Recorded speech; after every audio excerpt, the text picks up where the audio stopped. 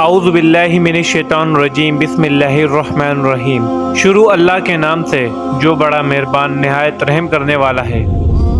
اسلام کی تاریخ میں ایک دل کو چھو لینے والی داستان میں خوش آمدید۔ آج ہم حضرت بلال رضی اللہ تعالیٰ عنہ کی زندگی کا گہرائی سے مطالبہ کریں گے، جن کی ثابت قدمی اور قربانیوں نے لاکھوں لوگوں کو متاثر کیا۔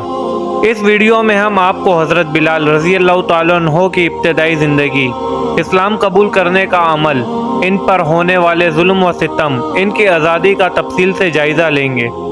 اس کہانی کے ذریعے آپ کو ایک ایمان افروز سفر پر لے جایا جائے گا۔ حضرت بلال رضی اللہ تعالیٰ عنہ مکہ میں پیدا ہوئے، جو کہ اسلامی تاریخ کا ایک اہم مقام تھا۔ بلال کی ابتدائی زندگی غلامی میں گزری، باوجود ان کے حالات کے اپنی ایمانداری اور کردار کی وجہ سے معروف تھے۔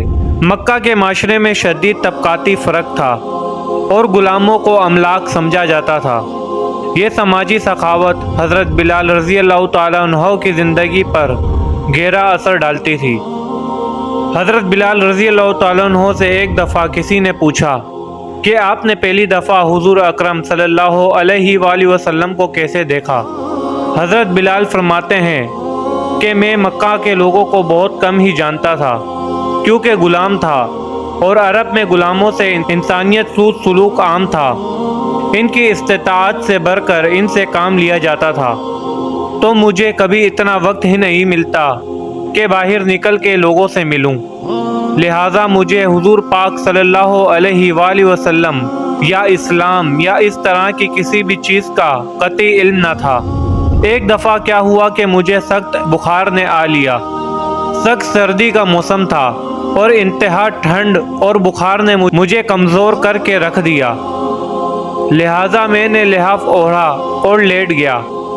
ادھر میرا مالک جو یہ دیکھنے آیا کہ میں جو پیس رہا ہوں یا نہیں، وہ مجھے لحاف اوڑھ کر لیٹا دیکھ کر آنکھ ببولا ہو گیا۔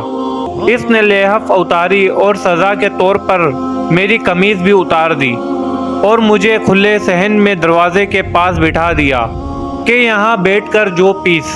اب سخت سردی، اوپر سے بخار اور اتنی مشقت والا کام، میں روتا جاتا اور جو پیستا جاتا۔ کچھ ہی دیر میں دروازے پر دستک ہوئی۔ میں نے اندر آنے کی اجازت دی تو ایک نہایت متین اور پر نور چہرے والا شخص اندر داخل ہوا اور پوچھا کہ جوان کیوں روتے ہو؟ جواب میں نے کہا کہ جاؤ اپنا کام کرو، تمہیں اس سے کیا، میں جس وجہ سے بھی رہوں۔ یہاں پوچھنے والے بہت ہیں لیکن مدعا کوئی نہیں۔ قصہ مختصر کہ بلال نے حضور صلی اللہ علیہ وآلہ وسلم کو کافی سخت جملے کہے۔ حضور کریم صلی اللہ علیہ وآلہ وسلم یہ جملہ سن کر چل پڑے۔ جب چل پڑے تو بلال نے کہا کہ بس، میں نہ کہتا تھا کہ پوچھتے سب ہیں، مدد کوئی نہیں کرتا۔ حضور کریم صلی اللہ علیہ وآلہ وسلم یہ سن کر بھی چلتے رہے۔ بلال کہتے ہیں کہ دل میں جو ہلکی سی امید جاگی تھی کہ یہ شخص کوئی مدد کرے گا، وہ بھی گئی، لیکن بلال کو کیا معلوم کہ جس شخص سے اب اس کا واسطہ پڑا وہ رحمت للعالمین ہے۔ بلال کہتے ہیں کہ کچھ دیر میں وہ شخص واپس آیا۔ اس کے ایک ہاتھ میں گرم دودھ کا پیالہ اور دوسرے ہاتھ میں کھجوریں تھیں۔ اس نے وہ کھجوریں اور دودھ مجھے دیا اور کہا کہ یہ کھاؤ اور جا کر سو جاؤ۔ میں نے کہا تو یہ جو کون پیسے گا؟ نہ پیسے تو مالک صبح بہت مارے گا۔ اس نے کہا تم سو جاؤ، یہ پیسے ہوئے جو مجھ سے لے لینا۔ بلال سو گئے اور حضور کریم صلی اللہ علیہ وآلہ وسلم نے ساری رات ایک انجانی حبشی غلام کے لیے جو پیسی۔ صبح بلال کو پیسے ہوئے جو دیے اور چلے گئے۔ دوسری رات پھر ایسا ہی ہوا، دودھ اور دوا بلال کو دی اور ساری رات چکی پیسی۔ ایسا 3 دن مسلسل کرتے رہے جب تک کہ بلال ٹھیک نہ ہو گئے۔ یہ تھا وہ تعارف جس کے بطن سے ایک لفائی عشق نے جنم لیا کہ آج بھی بلال کو صحابہ رسول، بعد میں عاشق رسول پہلے کہا جاتا ہے۔ وہ بلال رضی اللہ تعالیٰ عنہ جو ایک دن اذان نہ دے تو خدا و تعالیٰ سورج کو طلوع ہونے سے روک دیتا تھا۔ انہوں نے حضور کریم صلی اللہ علیہ وآلہ وسلم کے وصال کے بعد اذان دینا بند کر دی، کیونکہ جب اذان میں اشہد ان محمد رسول اللہ تک پہنچتے تو حضور کریم صلی اللہ علیہ وسلم کی یاد میں ہچکیاں بن جاتی تھی اور زاروں قطار رونے لگتے تھے۔ حضرت محمد صلی اللہ علیہ وآلہ وسلم اور حضرت بلال رضی اللہ تعالیٰ عنہ کی پہلی ملاقات ایک تاریخی واقعہ ہے جو اسلامی تاریخ میں بہت اہمیت رکھتا ہے۔ اسلام قبول کرنے کے بعد بلال کو فوری طور پر دشمنی کا سامنا کرنا پڑا۔ ان کے مالک اور مکہ کے اشرفیہ نے ان کے ایمان کو نشانہ بنایا۔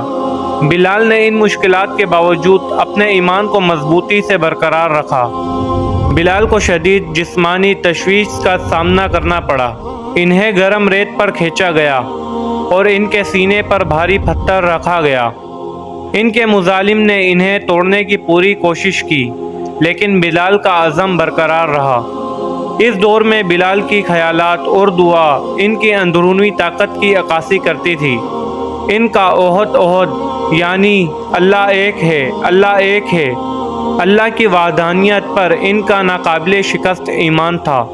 حضرت بلال رضی اللہ تعالیٰ عنہ کی تکلیف نے ابو بکر صدیق رضی اللہ تعالیٰ عنہ کی توجہ حاصل کی، جنہوں نے بلال کی آزادی خرید کر ان کے جسمانی اذیت کا خاتمہ کیا۔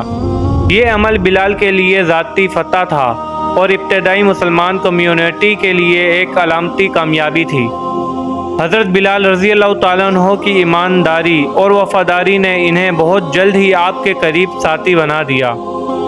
حضرت بلال رضی اللہ تعالیٰ عنہ کو اللہ کے رسول نے اذان کا مؤذن مقرر کیا اور یہ ان کی عظمت کی ایک مثال ہے۔ یہ ملاقات ایک نئے دور کا آغاز تھی، جہاں ایک غلام نے اسلام کے پیغام کو پھیلانے میں اہم کردار ادا کیا۔ آخر میں حضرت بلال رضی اللہ تعالیٰ عنہ کی زندگی، ایمان، قربانی اور آزادی کی ایک طاقتور کہانی۔ ان کی کہانی ہمیں یاد دلاتی ہے کہ سچے ایمان اور عزم میں بڑی طاقت ہے۔